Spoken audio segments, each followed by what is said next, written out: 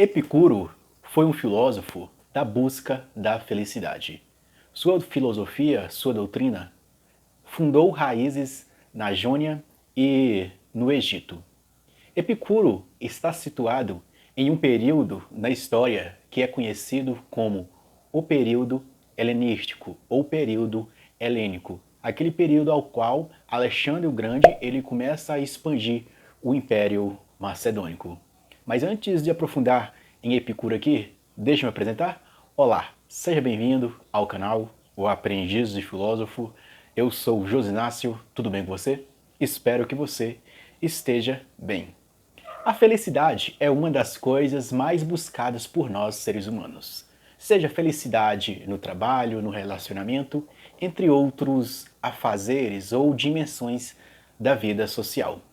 Epicuro foi um filósofo que viveu aí por volta de 341 até 270. Ele é da região da Jônia, que é a atual Turquia. A sua escola filosófica vai ser conhecida como o epicurismo. O mais comum dele, ele vai se preocupar com a ética e com o atomismo. Ou seja, ele vai ter cerca de 300 obras, mas sobreviveram apenas 3 cartas de Epicuro. O propósito do epicurismo é atingir a felicidade. Para Epicuro, esse é o estado que se caracteriza pela aponia, ou seja, a ausência de dor física. E ele tinha outro extremo que também era a ataraxia, a imperturbabilidade da alma. Assim, Epicuro pega o modelo dos animais para relacionar com a pessoa humana. Assim como os animais buscam afastar da dor e buscam o prazer, assim também é nós, seres humanos. Epicuro ele partilhou muito das ideias de Demócrito. Demócrito foi um filósofo pré-socrático que ele falava que existia apenas átomos. Ou seja, Epicuro dizia que nós somos pessoas juntadas por muitos átomos que um dia irão desintegrar para formar outros corpos. E assim é a existência. Então ele dizia que não deveria temer a morte, porque a morte não é algo para ser temido. Não deveria temer os deuses e tomar os deuses apenas como modelo de vida, de bem-aventurança. Em Epicuro, a dor sempre se interpõe no caminho da busca da felicidade. Nem sempre é possível evitar as dores físicas. Mas lembre Epicuro, elas não são duradouras e podem ser suportadas com lembranças de bons momentos que o indivíduo tenha vivido. Ou seja, piores e mais difíceis de lidar são as dores que perturbam a alma, que são causadas pela frustração, desejos não realizados. E para isso, Epicuro recomenda a reflexão. Epicuro ele vai ser conhecido pelo o prazer, ou seja, a doutrina de Epicuro se funda que o bem maior reside no prazer. Por conta dessa afirmação, o epicurismo foi muitas vezes confundido com hedonismo, outra doutrina fundada pelo filósofo e seguidor das doutrinas de Sócrates, Arístipo de Cirene, que vai influenciar outra corrente filosófica do período helenístico, que é o cinismo. Bem, contudo, para Arístipo e os hedonistas, o prazer físico é o próprio sentido da vida, enquanto o prazer da qual fala Epicuro é o prazer do sábio.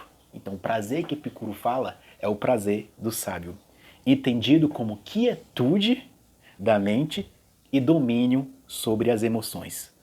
Portanto, domínio sobre si mesmo. É o prazer da justa medida e não dos excessos. É o prazer da justa medida e não dos excessos. Ou seja, Epicuro aqui ele é muito influenciado pelo pensamento de Aristóteles, da justa medida, da busca pelas virtudes.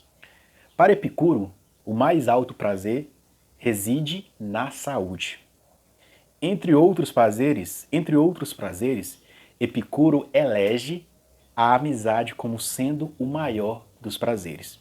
Por isso, Epicuro aconselhava ou motivava os seus seguidores a viverem em um jardim, buscando a harmonia uns com os outros. O atomismo de Epicuro vai ser um pouco diferente do atomismo de Demócrito.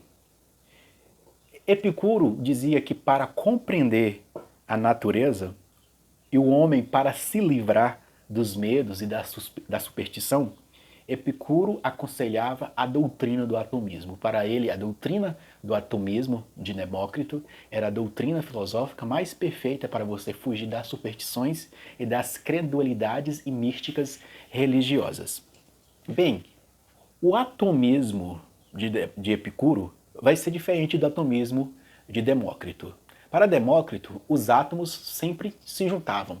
Em Epicuro, os átomos sempre se juntam. Para Epicuro, os átomos têm uma certa empatia, têm uma certa ligação para eles se juntarem e formarem um corpo. Que por trás de Epicuro está aquela questão da teoria das formas.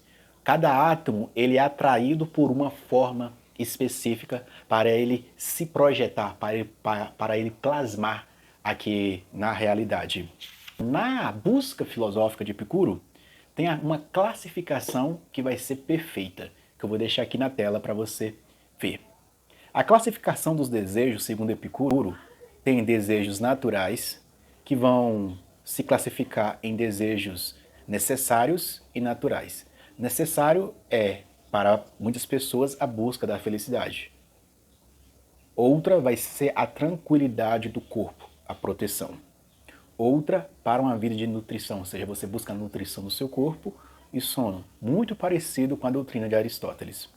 E também desejos naturais. Desejos naturais são as variações de prazer e busca do agradável.